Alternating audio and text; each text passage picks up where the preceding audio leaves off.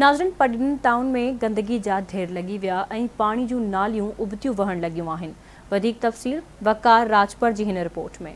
जी, पटिजन town में गंदगी जा ढेर वधी विया, नालियूं उबतियूं वहण लगियूं, किरास टुटी विया। स्कूली शागिर्दनि, मुसाफ़िरनि, शहरियुनि, निमाज़ियुनि खे अचण वञण में सख़्त तकलीफ़। पटिजन टाउन कमेटी जी माहवार 88 लाख रुपया बजट आहे, पर शहर जे मुख़्तलिफ़ वार्डनि में गंदगी वधी वई आहे। असांजे घरनि अॻियां पाणी 2 महीननि खां बीठल आहे, पर टाउन ऑफिस अचण जे लाइ तयार ई न आहे। 200 खां मथे मुलाज़िम आहिनि, उहे किथे था ड्यूटियूं कनि ऐं कंहिंजा माण्हू आहिनि। केतिरनि ई मुलाज़िमनि जी पघार मां 7 खां 8 हज़ार रुपया टाउन ऑफिसर ऐं सैनिटरी इंस्पेक्टर कटिन था। हर महीने में केतिरो ई तेल थो निकिरे, कंहिंखे थो मिले, काॾे थो वञे। शहर जे 10 ई वार्डनि में गंदगी जा ढेर लॻल।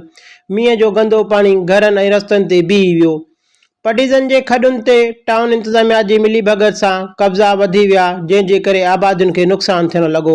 टाउन कमेटी जी जेका गंदे पाणीअ वारो जो तलाव आहे हिते ड्रेनेज सिस्टम आहे, उनखे जेको उत्तर पासे खां खंडु हणी इन इलाइक़े खे ॿोड़ियो वेंदो आहे। हमेशह जॾहिं मींहनि वारा ज़माना हूंदा आहिनि, बरसातुनि वारा हूंदा आहिनि, त इन्हनि में त बिलख़ुसूस जेको आहे हिन इलाइक़े खे ॿोड़ियो वेंदो आहे। पर आम ॾींहंनि में बि जॾहिं हू मोटरूं न हलाईंदा आहिनि, उहो तेल पंहिंजे खीसे में विझी खपाए छॾींदा आहिनि, करप्शन कंदा आहिनि, त उनजे करे जेको आहे उहो आम ॾींहंनि में बि खंडु हणी असांजे हिन आबादी खे ॿोड़ियो वेंदो आहे।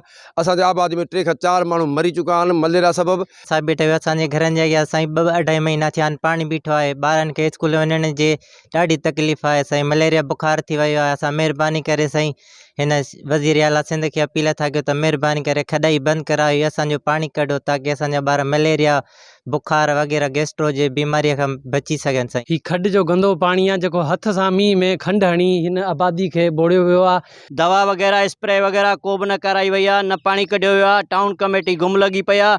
असांजी सिंध हुकूमत खां दरख़्वास्त आहे, पाणी कढाए ऐं मच्छरनि जो स्प्रे करायो। टाउन कमेटी वारनि खे गुज़ारिश थी कजे त कुझु जाॻो, ऐं सिंध हुकूमत खे बि असां दरख़्वास्त था कयूं त तव्हां बि कुझु जाॻी हिननि जो जेको आहे सो को बंदोबस्तु कयो, या त टाउन ऑफिसर को हितां को सुठो मोकिलियो वञे असां ॾे।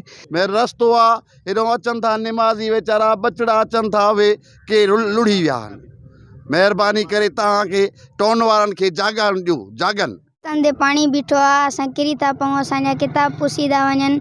महिरबानी करे गवर्नमेंट खे अपील आहे त हितां पाणी कढाए वञनि। में केतिरो पाणी आहे, हीअ असांजो ग्राउंड 2.5 महीननि खां ही पाणी हिन में बीठो आहे। असां न स्कूल वञी था सघूं, न असां हिते का रांदि रूंद खेॾी था सघूं। हिन जे पाणीअ जे सबबु खां ही मलेरिया बुखार ॾाढा माण्हू हिते परेशान आहिनि। कैमरामैन अब्दुल वहाब लाशारी सां गॾु वकार राजपर, आवाज़ टीवी न्यूज़ पटिजन।